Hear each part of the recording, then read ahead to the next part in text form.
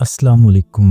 कभी कभार हमारी आंखें हमें ही धोखा दे जाती हैं। दादी अम्मी अक्सर ये कहा करती थीं, लेकिन आज इनकी ये बात सच साबित होने वाली थी।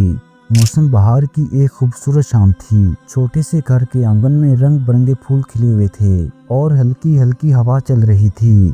हिशाम, जो सिर्फ 5 साल का था, अपने दोनों हाथों में सूख सेब थामे बागीचे में खड़ा था। सेब इतने खूबसूरत थे कि देखने वाले का दिल ललचा जाए। इसी दौरान हिशाम के अब्बू जो काम से थके हारे घर लौटे थे, वो भी बागीचे में आ गए। उन्होंने अपने प्यारे बेटे को देखा, जो दोनों हाथों में सेब लिए मसरूफ खड़ा था। बेटा, एक सेब मुझे भी दे दो, हिशाम के अब्बू ने प्यार से कहा और उनके चेहरे पर मुस्कुराहट थी।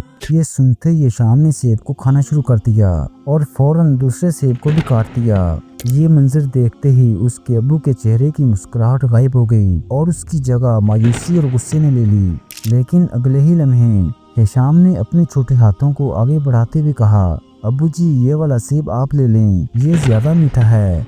इस मासूम बच्चे ने दोनों सेबों को चखकर ये मालूम किया था कि कौन सा सेब ज्यादा मीठा है, ताकि वो अपने अब्बू को एक बेहतरीन सेब दे सके। जिंदगी में अक्सर हम जल्दबाजी में गलत फैसले कर लेते हैं। किसी की नीयत या अमल के बारे में फौरी राय कायम करने की बजाय हमें थोड़ा ठहर कर पूरी सूरत हाल को समझना चाहिए, क्योंकि हर कहानी के कई पहलू होते हैं और हर अमल के पीछे कोई न कोई मकसद जरूर होता है।